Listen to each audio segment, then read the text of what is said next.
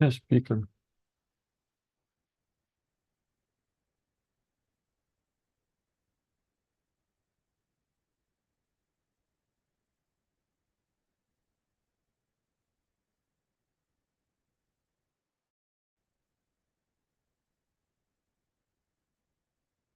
How are you guys?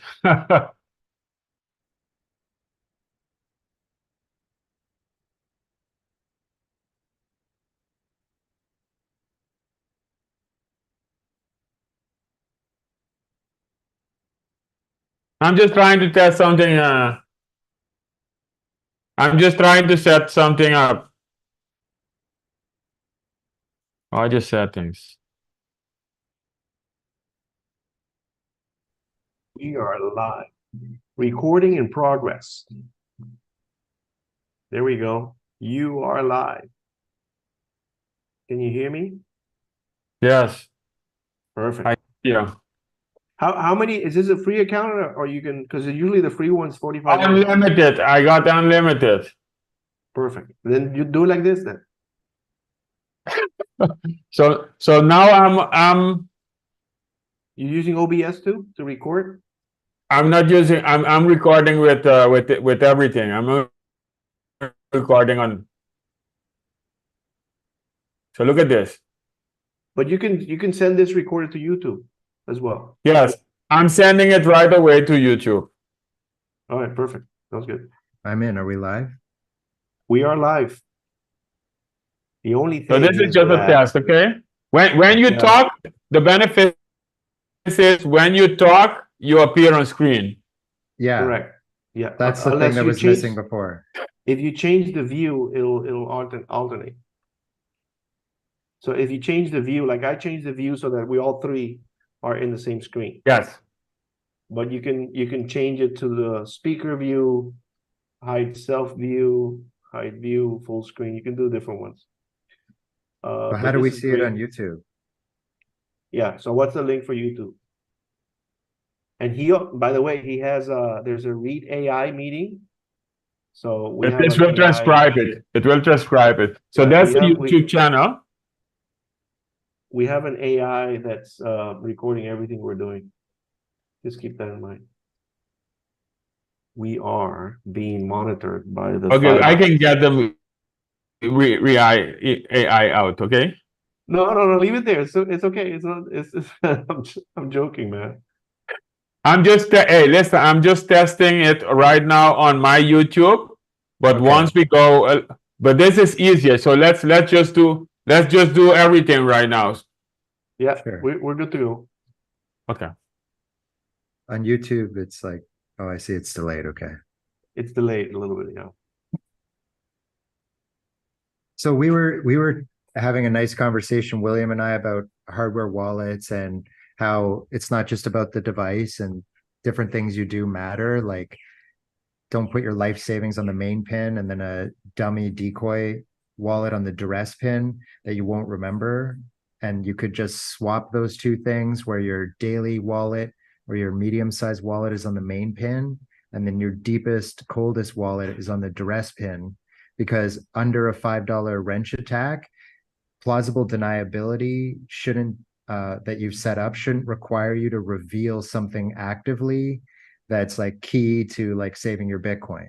Your plausible deniability should be something that you do not have to reveal and keeps your Bitcoin safe.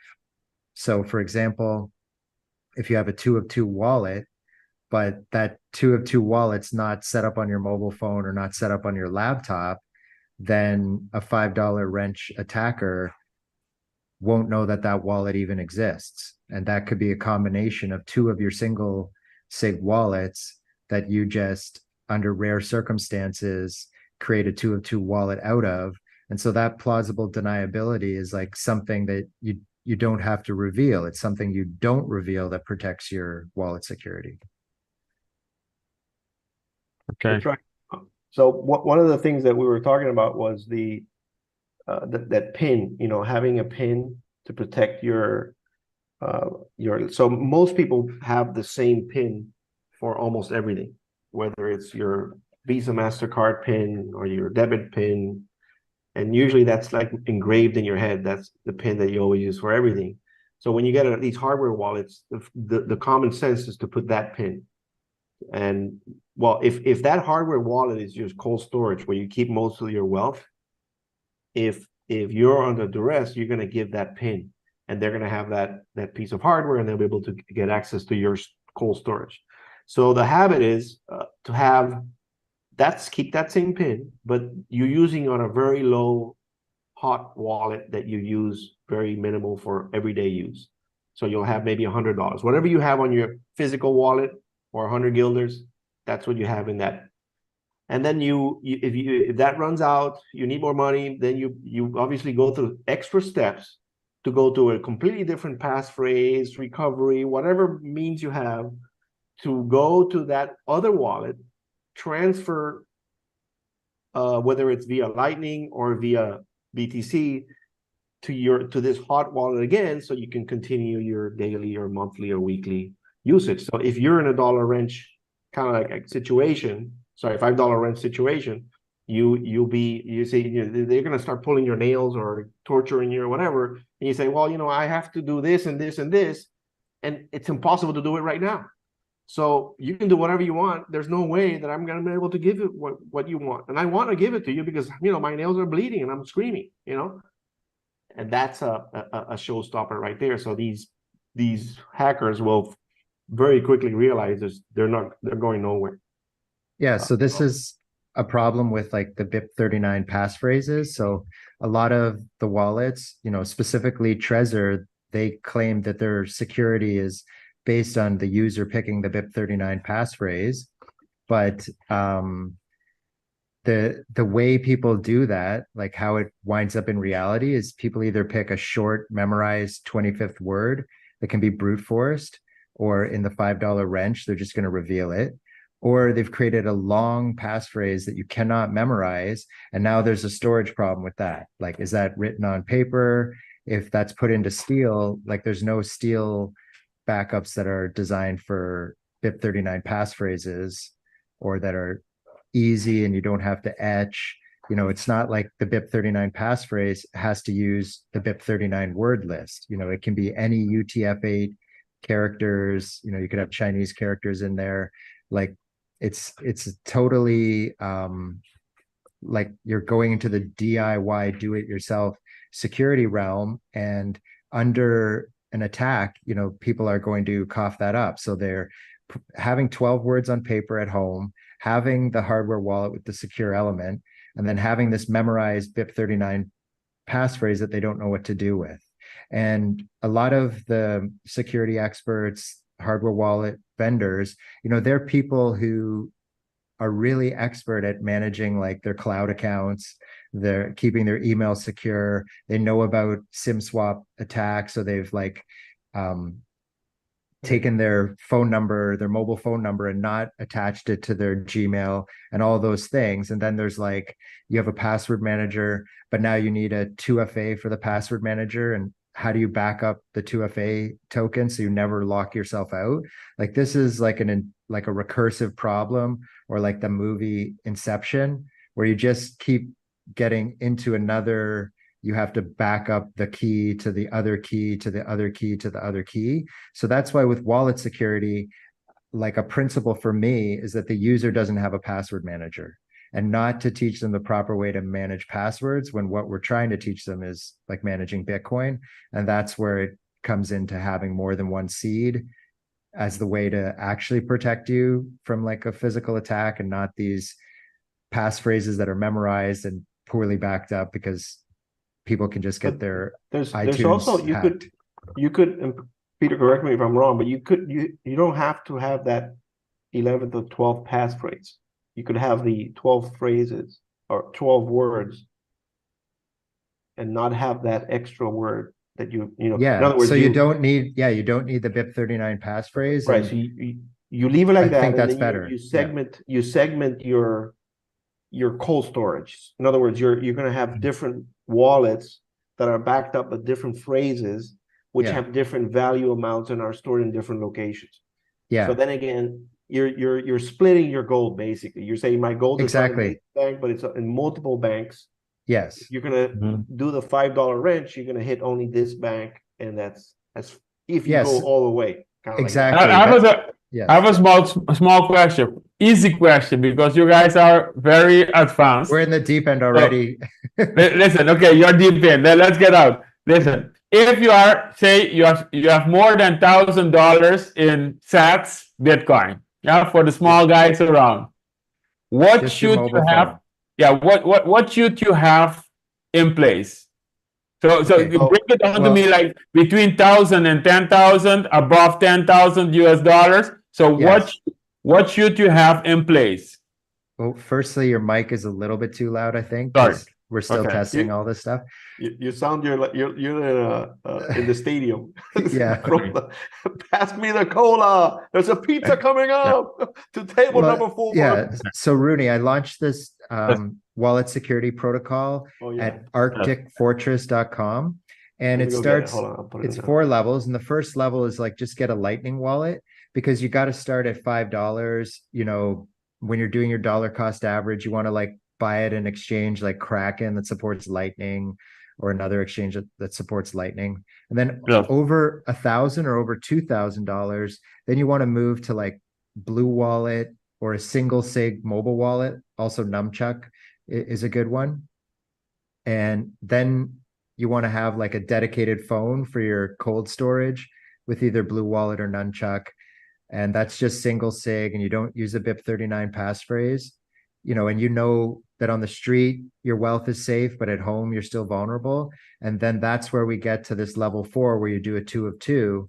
And then William and I were in the deep end. You know, I've recommended people use 2 phones for simplicity and teachability, but you also could have a 2 of 2 that's like on your daily phone, that's involving like Seed Signer or Jade or another QR code based hardware wallet. Okay. I'll give you my 2 cents on how, because that protocol that I just posted in the message chat, but that protocol is awesome because it's a work in progress.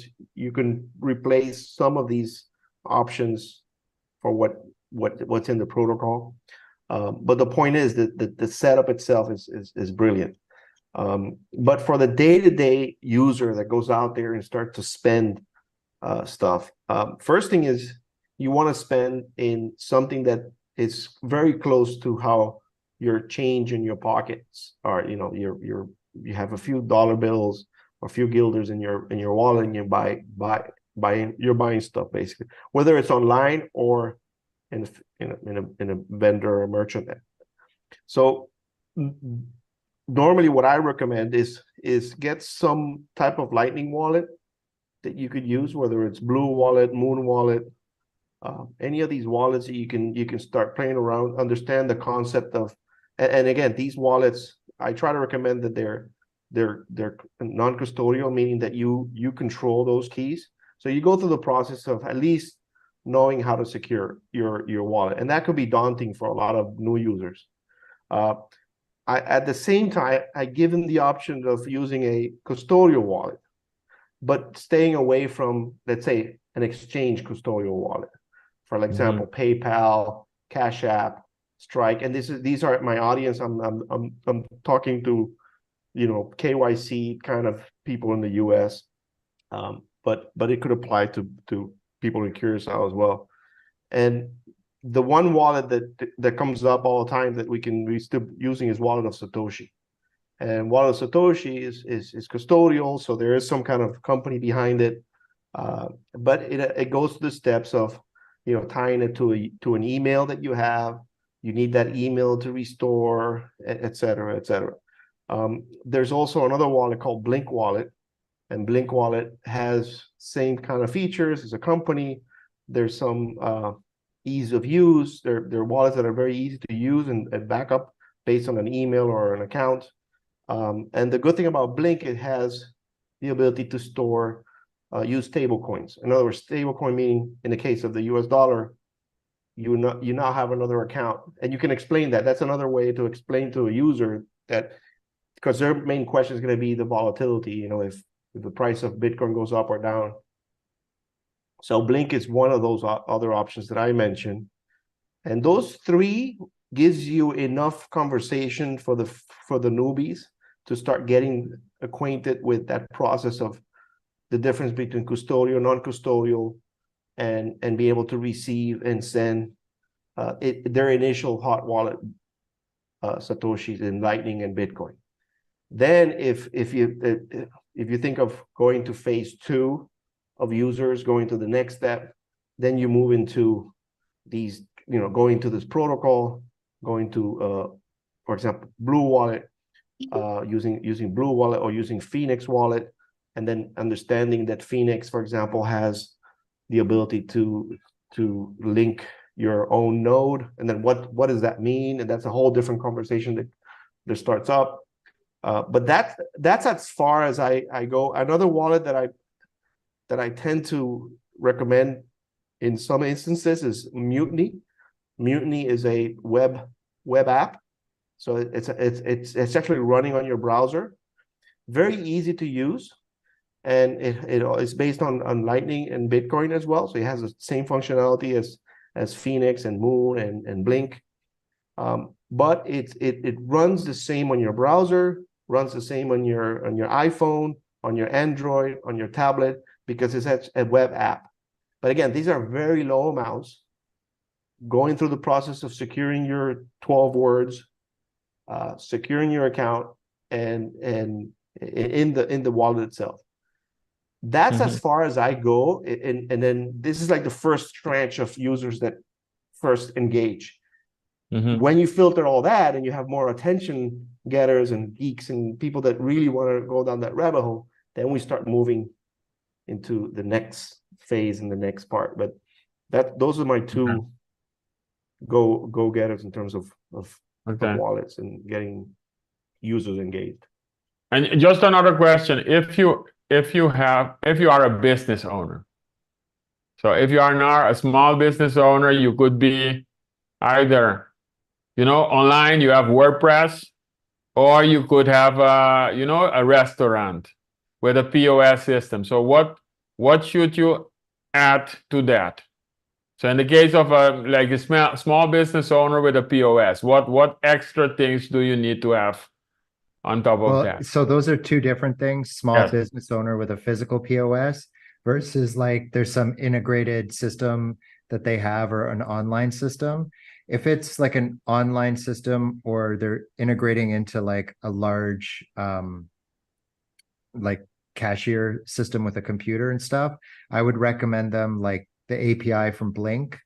And I think Wallet of Satoshi also has an API, and then opennode.com. So there are a few of these providers that they could integrate with, using their IT department. But if it's, and so that also applies for the checkout, the shopping cart stuff. And there is like BTC Pay server, which you don't need permission to use. And then you can now connect that with Blink to do Lightning. And then Blink, as long as you're not in the US, it's fairly easy to get an account there, go through their KYC process. And then physically, it's really Blink or Wallet of Satoshi for a physical cashier point of sale that they just use a tablet or a phone. That's the modern way. And if you see newer point of sales being like deployed by banks, they're just Android phones, and these like dedicated devices, they're kind of getting out of fashion. Okay, thanks. Yeah. Okay, I just newbie stuff, and then you guys can continue. Just an example. Okay, so I've been talking about like Noster. So if you have like you are on Curacao or you are in the Caribbean and you want free speech, so I heard that there is like Nostern, Habla News, or Stacker News. Can you guys talk a little bit about that? And also, how can you be paid? Because I was on Noster myself, but I was unable to manage to link it to my wallet. So how if you now you have Bitcoin and you have a wallet, but now you don't want anybody to tell you not to free speech, right? You don't want anybody to censor you.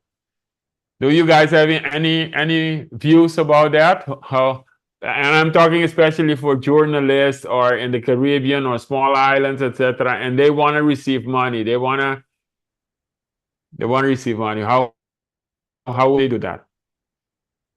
Or are you doing it So yourself? yeah, I've had Noster for probably a year and a half when it wasn't even there wasn't even a good GUI, let's call it that way. It was just horrible. It looked like a DOS application. You remember DOS back in the day? It looked like that. It was horrible. It's just too clumsy. But a year later, you see the progress of development. Now, the way that Noster is a decentralized platform, or at least close to decentralized, not completely. There are nodes that verify these notes that get sent, just like when you tweet on Twitter, or you put a post on Facebook. That's a centralized server or a group of cloud servers that grab that and display that for the users, right? But Noster uses a different model, which is kind of like a federated model where you have these nodes. Now, these nodes, if you go to their way to organize and their documentation and how to get started with Noster, there's a list of Noster kind of like a directory of nodes where you can pick. These are public nodes. These are nodes maintained by either hobbyists or organizations, and some of the nodes are paid for. In other words, paid meaning you have to exchange some kind of token. Now, when Noster was being developed, it wasn't like you only need to have, it can only be Bitcoin, or can only be, they happened to pick Satoshis and Lightning because it integrated so well. But it doesn't have to be that. It could be Monero, it could be any other coin that they can incorporate into that payment system. But most developers decided let's do a standard on Lightning. So these nodes are able to be paid service nodes that you can pay for to have service, and it's a very affordable service. We're talking about maybe $2 or $3 a year that you pay for that node, and they have multiple of these nodes, anyways. But you can have also free ones too. They come and go. They're not as stable. And you can run your own node. So you can say, I want to run my node, I say Umbrel node in the back end, and I have an instance of Noster node, and I basically, from my mobile and my node Noster client, I basically say that's where I write notes, basically. Because what happens when you send a note, it'll go to these verifiers, or they actually implement the notes in there, so that you keep it. There's also other services where if these nodes that have your notes disappear, so if any of these nodes that have the notes that you just submitted goes down, then those nodes obviously are no longer recognizable on the system. But if you have another node that happened to receive that note, then you're able to keep that node. But you can back up all of your nodes. In other words, it's like backing up all your X or Twitter or Facebook log that you have for years and years and years. You can save that on your own node. So then you have possession of those nodes.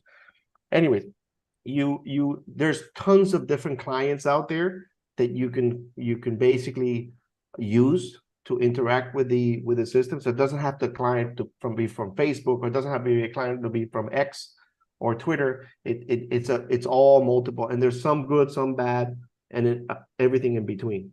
So once you have that, you can go to any of these platforms and say, oh, you don't have a Noster account?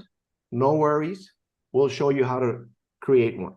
And it's just like creating a PGP, public-private key pair. You generate the key. It shows you how to back it up. So you have a private version of your key and a public version. The public version is like your business card or your email you give to everybody.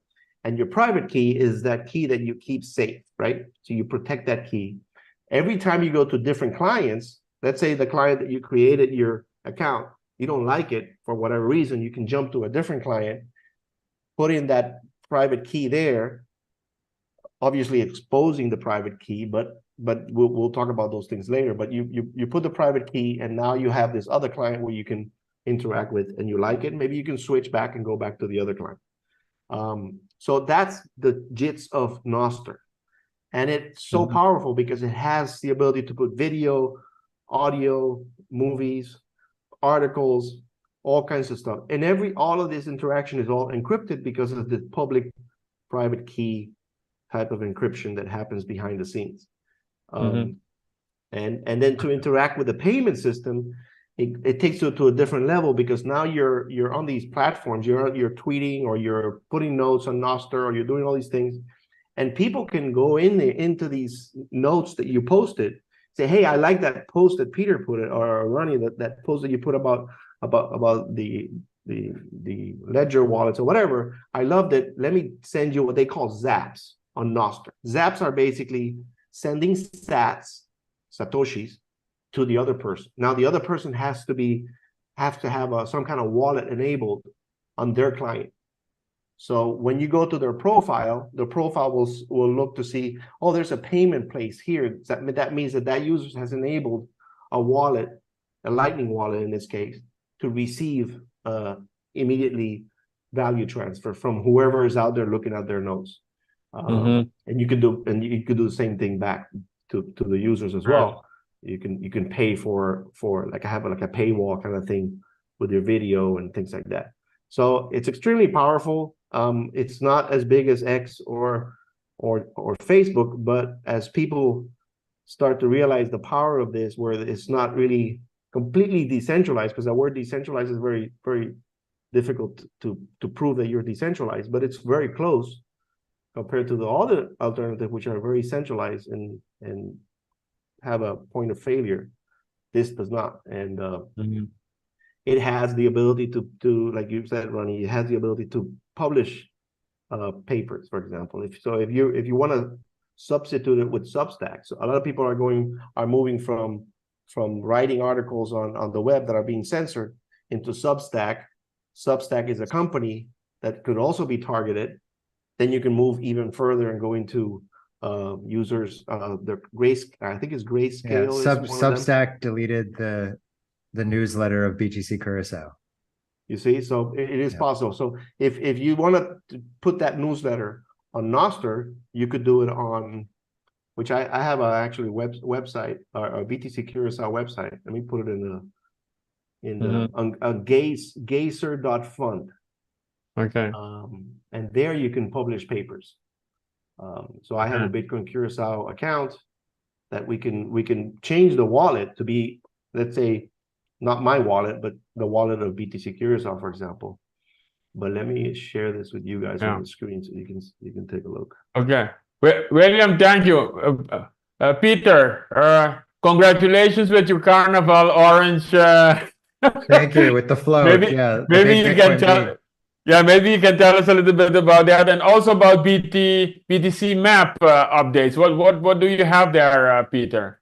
Yeah, well, this last year, or the last 6 months in particular, we're trying to get the international Bitcoin community to figure out that stuff's going on here in Curacao, and they can come spend their sats here locally. So one way we've done that is our sponsorship of the Curacao Beauty Pageant Committee. That is the organization that runs the Miss Curacao competition. And along with them, we made a float in the carnival that was happening later today is the night parade, and on Sunday was the grand parade. And so Miss Curacao and another Mrs. were on the float, and it's like a big golden runway almost, with like a huge bee that spins in the middle and 2 orange bees on the side. So you absolutely couldn't miss Bitcoin here at the carnival this year. Yes. And we got some attention on Twitter for that, so that's exciting. And then I also wanted to mention about BTC Map. We've done a sponsorship with them, and as a gratitude, they've temporarily put Curacao as the default location. So if you open up the map, you see Curacao and all our pins, which is 50 pins. And earlier we were discussing offline before the live stream that actually there's 90 places in Curacao, and we have Yeah. some organizational work to do to get more of those pins there. So when the tourists are here, from cruise ships or they've flown in, that's the first app that they're going to open. And I maybe also want to draw attention to that app locally on the island when tourists kind of arrive. Yeah. Mhm. No, that's great. Great, Super. great. Awesome. Awesome. Any other news or plans for this year? What do you think? I mean, this is a test, and we are going to promote this channel more. And I have a question like what are the plans? So do we have any other plans? Do we want to have interviews with other people, also Bitcoiners on this channel? What do you guys think? Well, I'm hoping that at some point, we can invite someone where like Rooney, you and them could do 10 or 20 minutes in Papiamentu. So also we could release those. I want to kind of find out, what's the process of, let's say, so there's like Amsterdam, Bitcoin Wednesdays in Amsterdam. And Yeah. of course, there's the direct KLM flight, and there's a lot of Bitcoiners there. So if BTC Curacao is able to, let's say, get our logo sponsored over there, that might attract Bitcoiners to come here.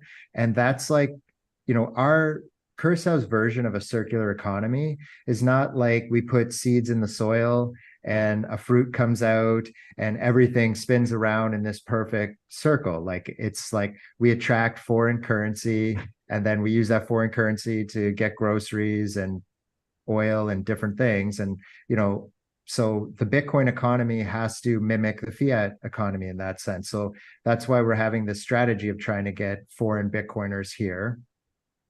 Mm-hmm. Yes. Yeah. My feeling is if we can have, we can try to use as much as possible. This is the idea that I told Ronnie earlier. City has that office in the second floor that has a glass door. A lot of tourists go by. Of course, it's in the second floor, but when there's activities going on, people walk up there and they're curious. To have some of these, that doesn't have to be every Wednesday or just have a session that we can put on the air, for example, and do this type of setup there, and then mix it with being a Bitcoin meetup. So it'll be the same meetup that we normally organize. We just happen to be there live, and we will have a presentation. I'll have a presentation. You have a presentation. Whoever has a presentation will present. We go offline, and I foresee like discussions going on, and we could pick somebody that says, okay, I want to sit down at the table and discuss some topic. And then you put you take your earphones off and your microphone and you sit down and you start an interview. And it doesn't have to be Ron, it doesn't have to be us. It's interactive for everybody to join in. And then at the same time, you'll have those tourists out there in the front looking in, saying what's going on. And curiosity just kills the cat that just happens to walk in and see what's going on. So I would like to go back, because I was thinking of doing the same thing, the Bitcoin meetups in every restaurant, but it gets to a point you're going to run out of restaurants, and most of the restaurants don't have the capacity to. We saw that in the last restaurant; it was kind of like awkward. But if we have one place that we can do it, besides this platform, because obviously this is a lot easier to just engage on a regular basis like this, and we have this document that follows the flow of questions, and we can interact with, so we can prepare that set flow for the next session, and so on and so forth. So that's the idea that I see going forward, and then just pick topic, just like we did in the past. Just do it, repeat it again, make it a little bit more professional, make it more touristy. We pick that city is right in the center of the tourist storm that's going on these days. That's interesting what you're saying. Like when you were describing that idea, I was imagining that instead of being on the second floor, somehow we're using the Wi-Fi like right underneath on the first floor, and there's a little table there. And I don't know if you've seen these things on like social media, and it's like the person steps up and like raps, and then there's like a DJ there with a beat. So it could just be like a sign that's like, talk to me about Bitcoin. and then it's just whatever person That from could be around the it, yeah. world, and they talk The- to one of us about Mm. Bitcoin. The point is, we could be portable. Let's say we do it upstairs, our headquarters, I say, and then if we happen to be in one of those days that, hey, they're booked because they have a class, whatever. Hey, fuck it, we'll just go downstairs. We'll sit down at a few tables. We'll set up camp, and we do it from there. And we promote, because then we say, where are you? We're in the middle of Rift Fort. This is where the tourist areas are. This is, we got food, we got people, we got music. And We there's pick a shops, place. there's shops there. You can There's spend shops Bitcoin now. around. We could be. We could have smoking some cigars. an orange box where you a wooden orange box that you have to stand on and then deliver on air, and an on-air LED. That's maybe I'll too see if I much. can find an on-air LED display with Yeah. a Bitcoin ticker or something, with a price or something like that. We Yeah. can be smoking some cigars down there. It'll be Curacao at its best. Yes. Bitcoin We have to lifestyle. attract. Yeah, we have to attract. Yeah, yeah. Great, great. Aren't we doing anything about the youth? So Peter, a question like youth and Bitcoin. If you say like Curacao youth and Bitcoin, and just an introduction for that. You renovate your. I renovated my bathroom, and then I asked those people, the contractors who were talking, people painting, people working on the bathroom. I said, like, do you know Bitcoin? Do you what do you know? Do you know that you can save in Bitcoin? And they didn't know it. I think people from Venezuela, they knew it a little bit. So those are people like up till 30 years old. And I was curious that they didn't know about it. So in general question, what are your ideas and your view, Peter, regarding like Bitcoin and youth on Curacao? Is it known, Yeah, or do I they think have other people? Do they have other thoughts, other things in their minds? Mhm. And how can we stimulate it? Okay, yeah. So, well, I'll give the best answer I can, knowing that I'm not a youth and my first language is not Papiamentu. Well, the guy who washes my car, he's a young guy in his 20s. And so I spoke to him and introduced him to the Blink wallet. And now he takes Bitcoin for washing the cars. And actually, there was just and he was open to it. And there was just a funny little thing of like, when you're on the cellular network here, when it's like UTS, your IP might come up as like US, and then you can't register for Blink wallet. So Right. I had to connect him to my Wi-Fi, then for him to put in his Curacao phone number and get the SMS and register. So there's like weird little obstacles like that where you kind of need like a buddy to guide you in. So really, my ability to convince someone is the same as your ability and everyone who's listening's ability. Like it's a person to person thing. So also for the youth, that's why we partnered with Miss Curacao, because that was a way to draw attention to it. So outside of Curacao, people like in Canada, Miss Canada is not a thing that anyone cares about. But like in Curacao, it's such a small community that the current reigning Miss Curacao and the last 10 could be spotted in the mall or at a nightclub. And that's like a relevant thing that people talk about, and their attention of their mind goes there. And another aspect of the youth is I noticed that there are a lot of university students that seem to pick this topic.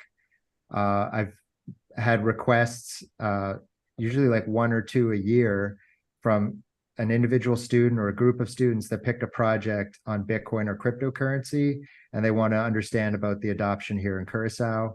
And then I speak to them on the phone and answer their questions and stuff. Mm-hmm. Okay. I see also the movement of the Troquipan. So that evening to late gatherings around these fast food trucks, and having the visibility of of merchants that do accept Bitcoin, providing some not advertisement, but more stickers and stuff like that, that they say, hey, it's accepted here, just like next to the Visa or MasterCard. And that will trigger, but not small, not a sticker that just hides on the corner, more like this parade, where you had the car going by, it's big Bitcoin right in your face. This is the same idea, to have a kind of a big way to show that these small vendors accept this alternative token that it has, and then you start a conversation on that side, talking to those merchants, so that when they get those questions about ordering the food, they can all say, oh, what about this thing about Bitcoin? They'll have some kind of answer that they can provide, not too complicated, but just enough to get that conversation going, because a lot of the youth go there right after all these, going to these clubs, and the clubs themselves is another one, but they're very sporadic, and they pop up here and there. And the tourists there, they just come down here and they just get hungry and they just go to these places and they see, oh, wait a second, that's the same thing we have in Amsterdam, And I do have a wallet, and so that's another push for the youth. I see. I think easy. I just want to add that, if I was not, we're not 18, then it would be very, very difficult.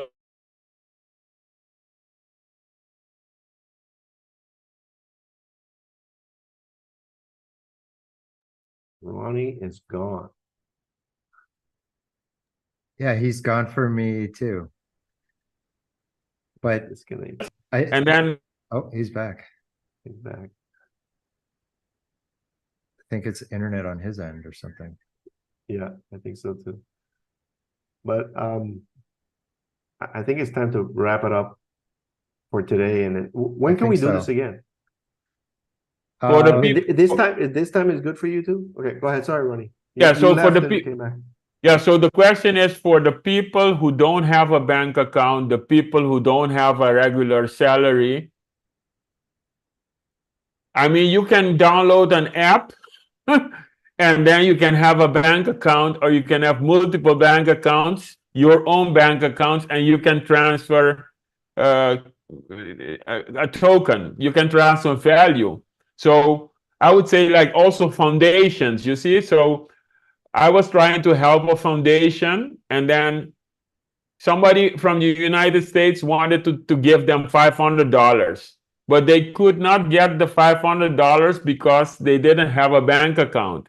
And nothing against the banks, but the banks have to do their KYC and everything. But that foundation, it was not an official foundation. They didn't have a Chamber of Commerce registry. Right. And then they wanted $500 just to help kids. And it was difficult to get a bank account, ultimately. You see, so ultimately I had to get the money from the United States person, and then I had to give them the $500 in cash.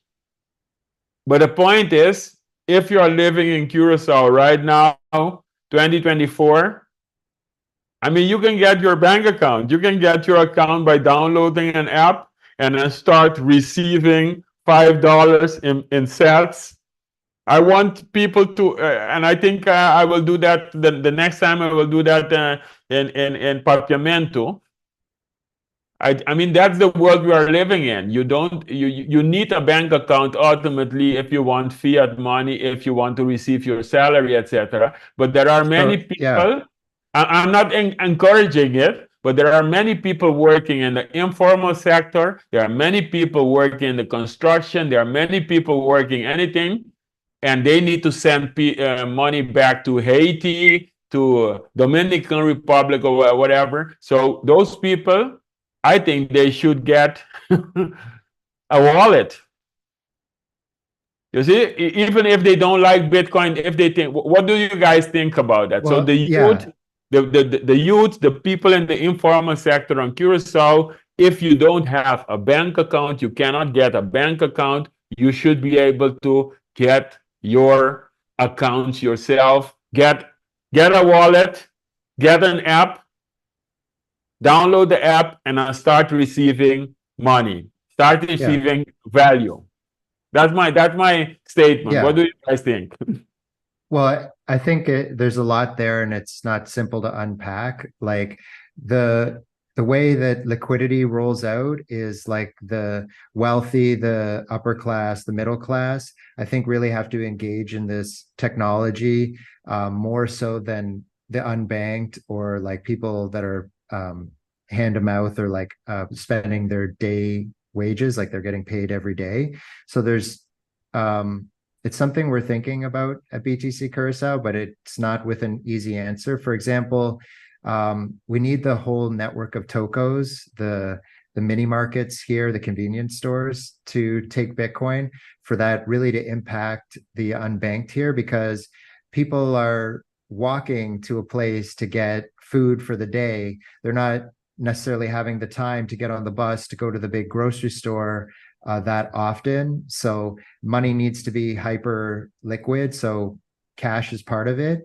But there's also another part, which is financial abuse. So financial abuse doesn't just mean that there's a correspondent bank from America to Curacao and that holds us back. It's like that's between spouses, and one person can control the money and the other person has no control of the money or doesn't have access to the bank account, because banking in Curacao is not easy if you don't have a job or if you're a stay-at-home spouse.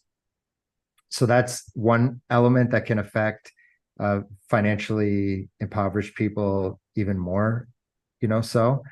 And yeah, there's all these elements. And I also want to say, like, there's the hardest problem is those people at the bottom of the economic sector. So there's problems that should be easier to solve that still aren't being solved today between Curaçaoans and Americans, like doing business. So I can give an example of, as Curaçaoans, we're mostly importing things from America.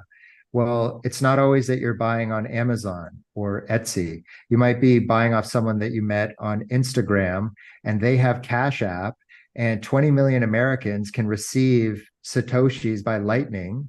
And it's sometimes very hard for a Curacao person to send an American money to Cash App or PayPal or anything, because we don't have access to those apps. But actually with Cash App, there's kind of a little doorway or window where we're allowed to send them. And then, not even 1% of those 20 million Americans know that in their Cash App, there's a way to take Bitcoin, and it's one extra button to put it into their bank account. So there's like a lack of knowledge, there's a fear thing. So I think those are like lower hanging fruit that we have to like spread the knowledge, and that can grease the economy even more between like the East Coast of the States where we import stuff from and Curacao. Yeah, indeed. And it reiterates the whole point of if you're going to get services, products from the US, and these vendors, most of them have either Cash App, Venmo, or even Strike for that matter, or at least access to those apps. But you don't have access to those apps. They're Lightning enabled. At least Venmo is not, but Cash App and Strike are. So if you're here locally and you're a small entrepreneur, you don't have a good banking relationship, and you're trying to start a gig, whether you're a DJ or you need certain equipment from Amazon or something like that, and you need to be able to transfer money back and forth to buy a gift card, for example, you could do that with Lightning. So again, going back to that educational part, that you can say, I wish I could be able to get an account on Amazon and be able to order stuff and ship it to Curacao, for example, or talk to that vendor and have him send me some speakers or some special lighting for my event, or whatever. And they say, well, yeah, we have a Cash App account. You can send it to that, and I will send you an invoice via email. And then here's my Cash App name is this. And then you go to your own Cash App, which has Lightning, or they provide a Lightning address or an invoice via the same email or a Signal or WhatsApp. Exactly. Chat, we don't need it here. Right. And then you pay them, because then you have that communication, which you didn't have before, because you had to have the bank account, had to do the wire transfer, which it's a nightmare. I mean, for especially some young entrepreneur, that's starting from scratch. So yeah, like low hanging fruit, and it's a matter of education and show and tell. And these are the things that we could be doing in these live events. I mean, we could be doing these same things at that moment. I have a Strike account, I have a Cash account. We could test those applications on live video, for example, or with the audience.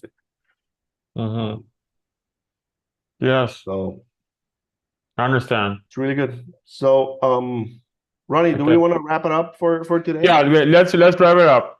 Yes. So anything, what is the next, or what do we want to leave the people with? Well, I want to tell people to check out arcticfortress.com for their Bitcoin wallet security. And I'm creating conversations around wallet security these days on Twitter. I'll leave everyone with that. We Okay. have it. We have in the chat. I posted the website. Okay. I'll put that website. I will put that in the show notes. So we managed to go live. I think we will do it next time this way. This time is good, right? Yeah, Peter? through Yes. Zoom we should do it. Yeah. Yes. And this, I still think Rooney's mic needs to be quieter or something. Yes. Okay. Okay, good. But this time, Thank is you. good, So Peter, we right? go. This time. Yeah. Tuesdays. Yeah, let's discuss on Signal. Yeah. But this Okay, in the so- afternoons, right? Best. Tuesday Yes. afternoons. Yeah. Great. Good. All right, sounds good. Thank you very much.